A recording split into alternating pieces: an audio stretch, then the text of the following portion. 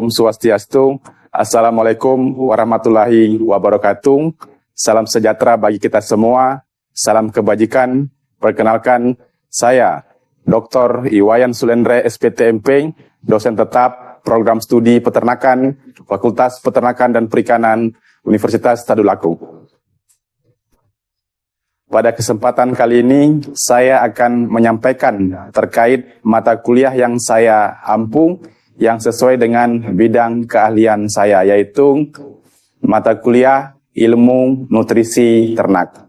Dengan kode mata kuliah O12124102 dengan bobot SKS 3 SKS, 2 SKS teori, dan 1 SKS praktek. Mata kuliah ini diperuntukkan bagi mahasiswa peternakan jenjang S1 yang duduk pada semester 3. Diselenggarakan sebanyak 16 kali tatap muka dengan rincian 14 kali materi pertemuan, 2 kali pertemuan masing-masing, ujian tengah semester, dan ujian akhir semester.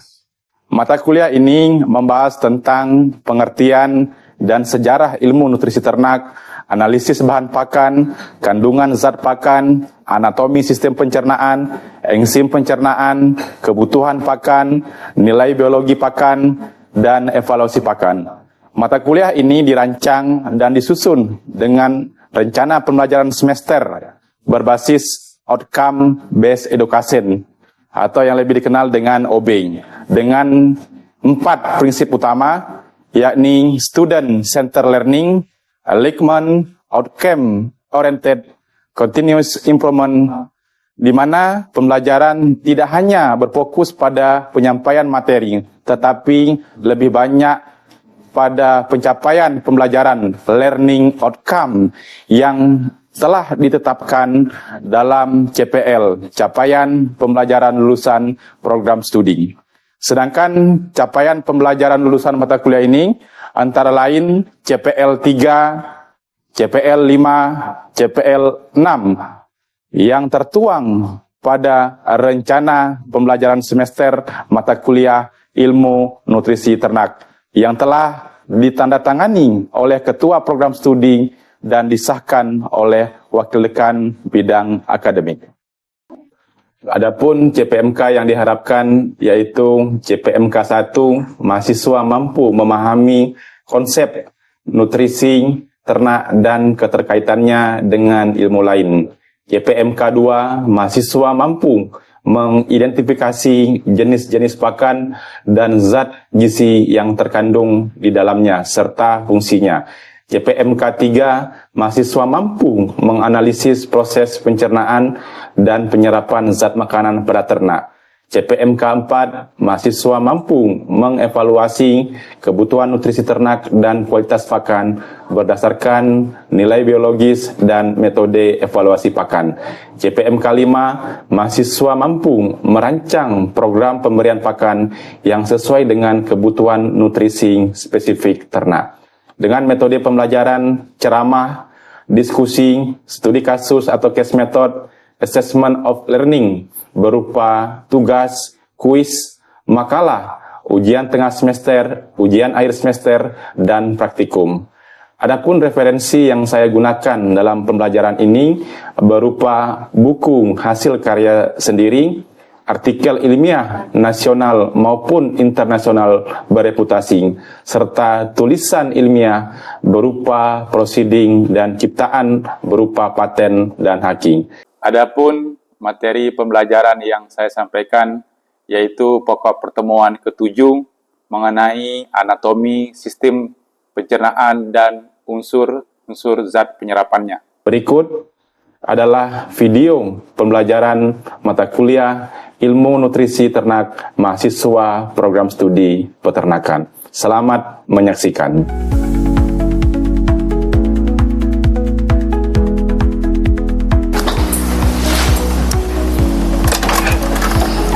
Assalamualaikum. Waalaikumsalam warahmatullahi wabarakatuh. Bagaimana kabarnya hari ini? Baik.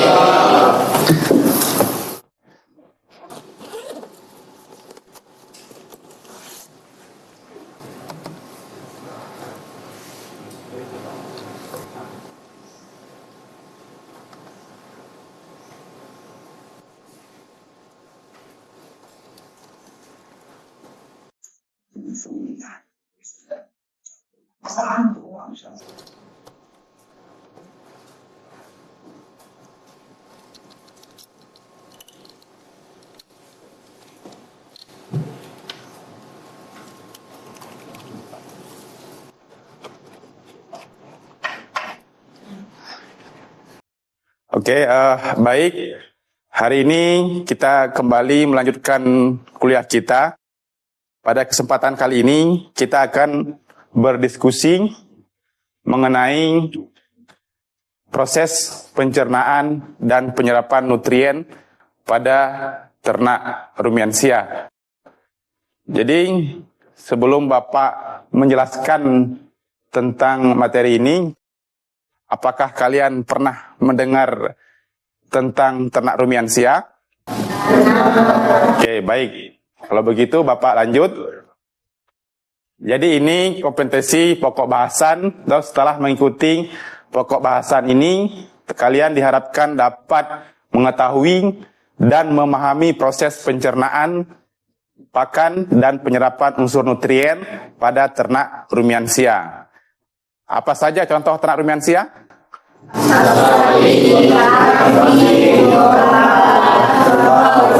Oke. Kemudian kompetensi yang kedua, mengetahui dan memahami proses pencernaan, bahan pakan, dan penyerapan nutrien pada ternak non-rumiansia. Jadi hari ini kita fokus untuk berbicara tentang penyerapan unsur nutrien pada ternak rumiansia. Nah, ini proses pencernaan ternak rumiansia. Proses pencernaan pada ternak rumiansia seperti sapi, domba, dan kambing merupakan sistem yang kompleks dan efisien untuk memecah bahan pakan berserat tinggi. Pencernaan pada rumiansia terdiri dari tahapan yang melibatkan berbagai organ dan mikroorganisme terdiri dari, yang pertama, ada yang disebut dengan ingesti. Ingesti ini adalah proses pencernaan dimulai dengan ingesti, yaitu memasukkan pakan ke mulut.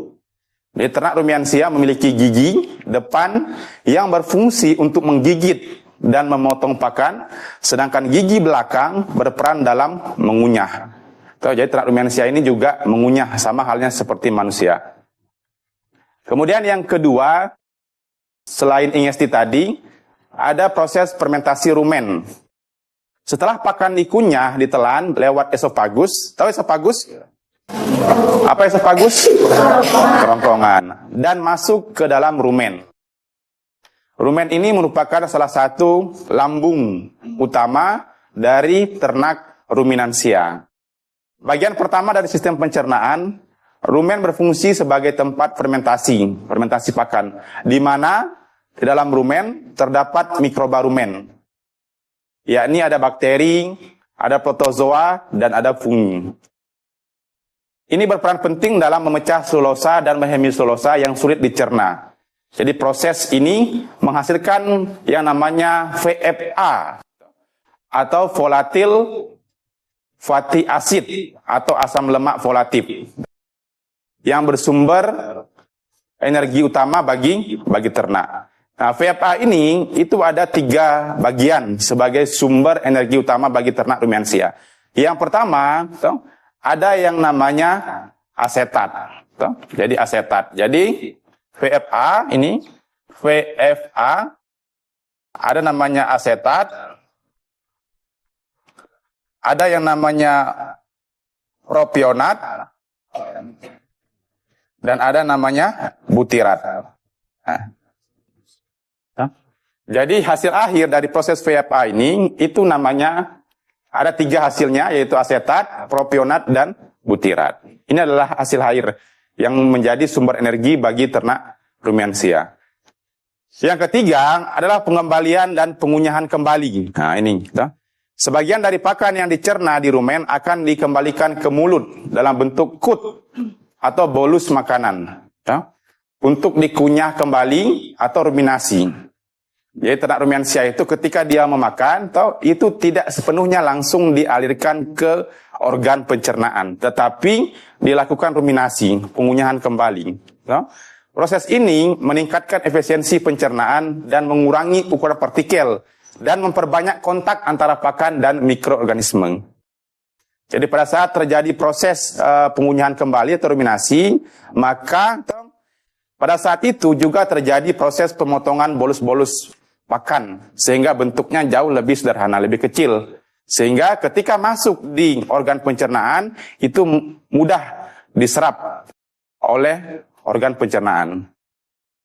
Di samping itu juga mempercepat proses metabolisme, proses penguraian, proses degradasi yang ada di dalam rumen. Karena dibantu oleh mikroorganisme yang ada dalam rumen, yakni bakteri, protozoa, dan fungi. Yang keempat, setelah terjadi proses pencernaan di rumen, selanjutnya terjadi proses pencernaan di retikulum dan omasum.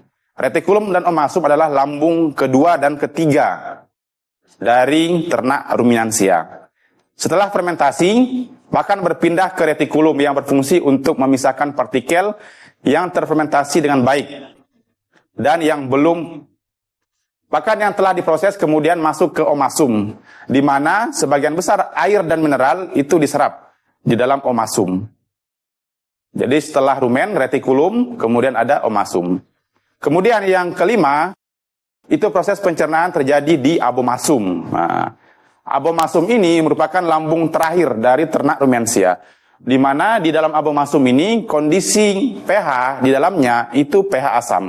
pH asam artinya pH-nya di bawah 6, pH asam. Sehingga apabila ada mikroorganisme berupa bakteri, protozoa maupun fungi yang masuk ikut tersalurkan di dalam abomasum, maka dia akan mati. Kenapa dia mati? Karena kondisi pH yang ada di abomasum itu sangat asam, tidak mampu. Bakteri yang mati atau protozoa yang mati atau fungi yang mati itu akan ikut terserap sebagai sumber protein bagi ternak rumensia. Sumber protein yang diperoleh adalah sumber protein yang berasal dari dalam tubuh, bukan protein yang diperoleh dari luar tubuh yang bersumber dari bahan pakan. Tetapi protein yang diperoleh oleh ternak rumensia itu bersumber dari bakteri. Seperti itu, oke? Nah, selanjutnya pakan memasuki abomasum yang merupakan lambung sejati. Di sini pencernaan kimiawi terjadi dengan bantuan asam lambung. Nah, ini tadi saya katakan asam lambung dan enzim-enzim pencernaan. Proses ini mirip dengan pencernaan pada hewan non-rumensia di akhir. Makanya tadi kondisi pH-nya itu asam. Seperti itu. Kemudian yang berikutnya usus halus dan usus besar. Setelah dari abomasum, SIM, campuran pakan yang dicerna, bergerak ke usus halus, di mana penyerapan nutrien, protein, karbohidrat, dan lemak itu berlangsung di dalam usus halus. Minggu kemarin sudah saya jelaskan, ada berapa bagian usus halus? Ada 3. Yang pertama, ada duodenum, jejunum, dan ileum. Oke. Selanjutnya, sisa pakan yang tidak dicerna masuk ke usus besar, usus terakhir, untuk proses penyerapan air dan pembentukan feses. Proses pencernaan rumensia menunjukkan adaptasi evolusioner yang memanfaatkan pakan berserat tinggi secara efisien. Makanya ternak rumensia ini mampu memanfaatkan pakan yang berserat tinggi. Berbeda halnya pada ternak non-rumensia. Pada ternak non-rumensia itu tidak mampu memanfaatkan pakan yang berserat kasar tinggi karena dia tidak memiliki rumen. Kalau ternak rumensia itu memiliki rumen, yang dimana dalamnya terdapat bakteri rumen. Bakteri inilah yang mampu mendegradasi atau menghancurkan pakan yang berserat kasar tinggi ini. Kalau di ternak non-rumensia itu tidak ada, sehingga dia tidak mampu mendegradasi pakan yang berserat kasar tinggi. Kolaborasi antara ternak dan mikroba dalam rumen penting untuk kesehatan dan produktivitas ternak. Jika jumlah mikroba yang ada dalam rumen banyak, maka akan meningkatkan produktivitas ternak. Apakah untuk produksi ke daging, apakah untuk produksi ke susu, dan lain sebagainya. Nah, ini perbedaan antara pencernaan rumensia dan non-rumensia. Sangat mencolok dan berkaitan dengan jenis pakan yang dikonsumsi serta cara proses dalam organ pencernaan. Berikut ada beberapa perbedaan utama. Yang pertama, struktur sistem pencernaan. Pada ternak rumiansia itu memiliki 4 bagian lambung. Nah, ini. Yang pertama, ada yang namanya rumen, retikulum, omasum, dan abomasum. Rumen berfungsi sebagai tempat fermentasi pakan yang berserat. Oke, rumen ini sebagai tempat fermentasi pakan yang berserat, sehingga dia mampu mendegradasi pakan yang mengandung serat kasar tinggi. Sementara pada ternak non rumiansia itu memiliki 1 bagian lambung seperti monogastrik, sama halnya seperti manusia. Monogastrik itu 1 lambung tunggal yang tidak terpisah menjadi beberapa kompartemen seperti pada sapi atau domba. Nah, jadi kalau sapi, kambing, domba itu memiliki sistem pencernaan yang sama. Seperti itu. Nah, ini proses fermentasi. Pada ruminansia, pakan pertama dicerna secara fermentatif, atau fermentasi dalam rumen, oleh mikroorganisme yang membantu memecah selulosa. Setelah itu, pakan dikembalikan ke mulut untuk dikunyah kembali, ruminasi. Jadi, hasil akhir dari proses pemecahan serat kasar ini itu berupa selulosa. 3, masih ingat minggu kemarin? Ada selulosa, ada hemiselulosa, dan ada lignin. Sementara pada ternak non-rumiansia, pencernaan terjadi di lambung tanpa proses fermentasi yang signifikan. Pakan dicerna secara kimiawi dengan bantuan asam dan enzim. Nah, itulah perbedaan proses fermentasi yang terjadi di dalam sistem pencernaan ternak rumiansia dan ternak non rumiansia. Kemudian jenis pakan, ini kita perhatikan. Pada rumiansia itu lebih efisien dalam mencerna pakan berserat tinggi seperti rumput dan dedak, berkat aktivitas mikroba yang ada di rumen. Sementara pada ternak non-rumiansia atau ini cenderung mencerna pakan yang lebih rendah serat seperti biji-bijian. Yang makanya kalau ternak non-rumiansia pada unggas itu lebih cenderung untuk mengkonsumsi pakan bersumber dari biji-bijian. Kalau pada ternak rumiansia itu tidak seperti itu. Yang membutuhkan sistem pencernaan yang lebih sederhana. Jadi, sistem pencernaan ternak non-rumiansia itu jauh lebih sederhana. Seperti dibandingkan dengan ternak rumiansia. Kemudian penyerapan nutrien. Nah ini, penyerapan nutrien pada rumiansia, unsur nutrien diserap di usus halus. Oke? Nah, usus halus ada 3 tadi, duodenum, jejunum, dan ileum. Di mana duodenum ini adalah usus 12 jari, kemudian jejunum usus kosong, dan ileum usus penyerapan. Oke, gitu. Setelah proses fermentasi menghasilkan asam lemak volatil. Nah, yang tadi ada 3 ini, volatil fatty acid, yakni adalah asetat, propionat, dan butirat. Yang menjadi sumber energi utama bagi ternak rumiansia. Jadi 3 ini adalah sumber energi utama bagi ternak rumiansia. Sementara pada ternak non-rumiansia, penyerapan nutrien juga berlangsung di usus halus. Tetapi tanpa proses fermentasi sebelumnya. Berbeda. Kalau di ternak rumiansia difermentasi, kalau di non-rumiansia itu tidak terfermentasi sebelumnya. Kemudian waktu pencernaan. Nah ini. Rumiansia itu memerlukan waktu lebih lama untuk mencerna pakan karena proses pengunyahan kembali dan fermentasi. Kalau pada ternak rumiansia, ketika dia makan, maka makanan yang tadi dia makan itu sepenuhnya ditampung sementara di dalam rumen.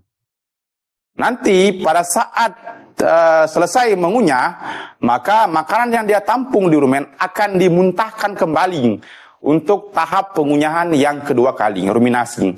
Kalau pada ternak non-rumiansia itu tidak. Sekali makan, itu langsung diteruskan ke organ pencernaan yang lain. Kalau di ternak rumiansia itu tidak. Ditampung sementara, kemudian setelah itu baru diairkan. Ditampung sementara, diairkan kembali ke mulut, dikunyah di tahap kedua. Makanya jangan heran kalau kita perhatikan ternak rumiansia, itu sering mengunyah-ngunyah walaupun tidak makan. Ini proses penyerapan nutrien ternak rumensia. Ini bisa Anda lihat. Ini ada rumen, tadi sudah Bapak jelaskan. Itu ada retikulum, omasum. Ini abomasum. Ini sus halus. Tadi sudah ada duodenum, jejunum, dan ileum. Ini gambar dari sistem pencernaan ternak rumensia. Nah, ini ternak ayam non rumensia. Kalau tadi adalah rumensia, maka ini adalah non rumensia ayam. Oke, ini burung merpati non rumensia. Oke, baik, sampai di sini ada yang mau bertanya? Bapak persilakan. Hai, Pak. Oke, baik. Bismillah. Assalamualaikum warahmatullahi wabarakatuh. Waalaikumsalam warahmatullahi wabarakatuh.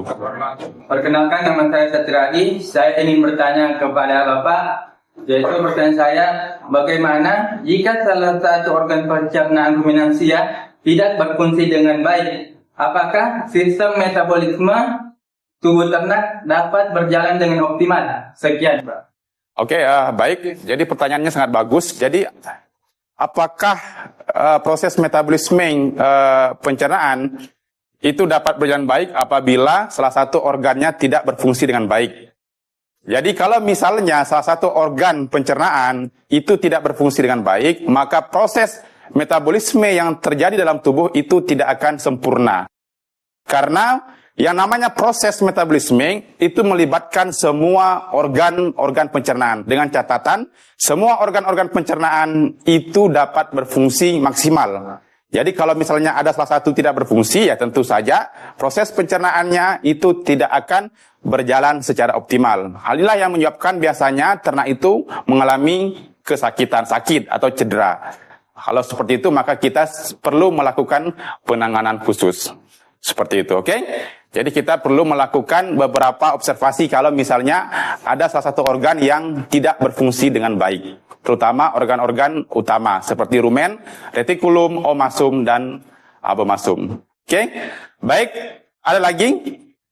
Tidak ada? Oke, kalau tidak ada yang mau bertanya, ini tugas, nanti tolong Anda kerjakan. Tugas dikumpulkan minggu depan. Jadi tugasnya ini, saya minta untuk membuat gambaran tentang proses pencernaan pada rumensia. Di mana nanti Anda paparkan dalam bentuk kelompok atau Anda berkelompok, kemudian nanti dibuat videonya. Videonya Anda kirim ke emailnya Bapak. Ini ada alamat email Bapak, nanti tolong videonya Anda kirim. Di mana durasinya kurang lebih 3 sampai 5 menit. Oke? Paham? Oke, baik. Terima kasih atas perhatiannya untuk hari ini. Kurang lebihnya Bapak mohon maaf. Bapak tutup. Assalamualaikum warahmatullahi wabarakatuh.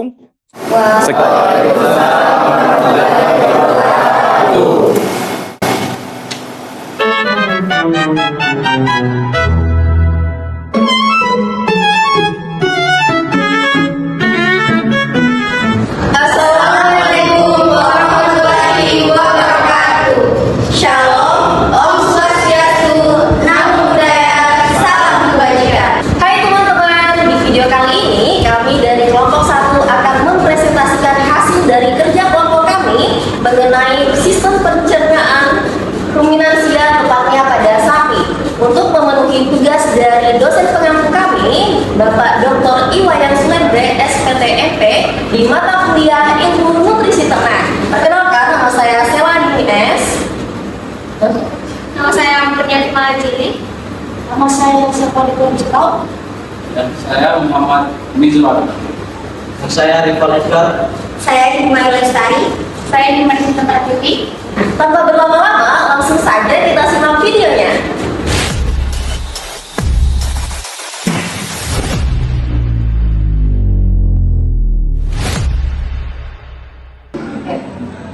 Halo teman-teman, kami dari kelompok 1 akan menjelaskan mengenai sistem pencernaan dari ruminansia khususnya pada sapi. Tanpa berlama-lama, langsung saja kita saksikan kepada Saudari Hikmah, disilahkan. Oke, langsung saja. Yang pertama ada esofagus. Esofagus atau kerongkongan itu sebagai penghubung antara mulut dan lambung. Yang kedua ada rumen. Rumen itu sebagai tempat fermentasi mikroba. Yang ketiga ada retikulum. Retikulum ini sebagai menyerap partikel-partikel dari sisa-sisa makanan. Yang keempat ada omasum. Omasum ini lambungnya berlipat-lipat mirip kayak lembaran buku, yaitu berfungsi sebagai menyerap air, mineral, dan sebagian asam lemak volakil. Kemudian yang kelima ada abomasum. Abomasum ini sama seperti sistem pencernaan pada hewan monogastrik, yaitu sebagai penghasil asam klorida HCl dan enzim pepsin dan lipase. Kemudian yang keenam ada usus halus atau small intestine. Nah, di usus halus ini terbagi lagi menjadi 3. Ada duodenum, jejunum, sama ileum. Nah, duodenum ini sebagai menerima enzim dari pankreas dan empedu hati. Kemudian jejunum ileum sebagai penyerapan nutrien lainnya. Terus yang ketujuh itu ada usus besar atau large intestine. Di sini sebagai penyerapan air yang juga sebagai tempat fermentasi mikroba yang melanjutkan dari rumen untuk menghasilkan sedikit energi. Kemudian yang terakhir itu ada rektum sebagai tempat penyimpanan sementara feses yang sebelum dikeluarkan melalui anus. Oke, baik, kita langsung masuk ke sesi tanya jawab. Jadi, saya akan memberikan 2 kesempatan pertanyaan yang nanti akan dijawab oleh rekan saya. Oke, langsung saja. Ada yang mau bertanya? Ya. Oke, baik, silakan. Perkenalkan, nama saya Marniatul Majili. Saya ingin bertanya di bagian usus halus. Usus halus kan ada 3 bagian, duodenum, jejunum, sama ileum. Nah, jejunum sama ileum itu tempat penyerapan nutrien. Boleh sebutkan nutrien apa saja yang ada di dalamnya? Oke, baik, langsung saya jawab. Jadi nutrien yang ada di tempat penyerapan jejunum sama ileum itu ada asam amino, asam lemak, glukosa, vitamin, sama mineral. Oke, bagaimana? Apakah sudah puas atau ada yang mau ditanya lagi? Oke, baik. Kita lanjut ke pertanyaan selanjutnya. Ada yang mau bertanya lagi? Oke, baik, silakan.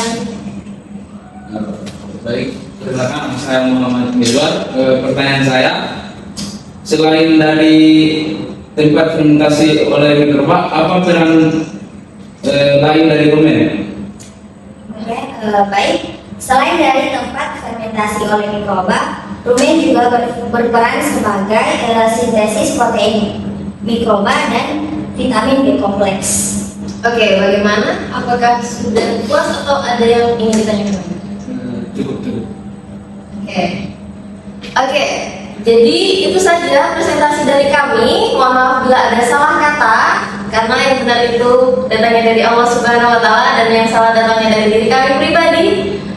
Kami akhiri, wabillahi taufiq wal hidayah. Wassalamualaikum warahmatullahi wabarakatuh. Sekian video rekaman proses pembelajaran mata kuliah Ilmu Nutrisi Ternak pada program studi peternakan Fakultas Peternakan dan Perikanan Universitas Tadulako. Video ini digunakan sebagai salah satu syarat untuk penyusunan dokumen pernyataan diri dosen dalam unjuk kerja Tridharma Perguruan Tinggi atau PDD UKT-PT dalam pelaksanaan sertifikasi dosen tahun 2026. Sekian dan terima kasih. Akhir kata, wassalamualaikum warahmatullahi wabarakatuh. Om Santi Santi Santi Om.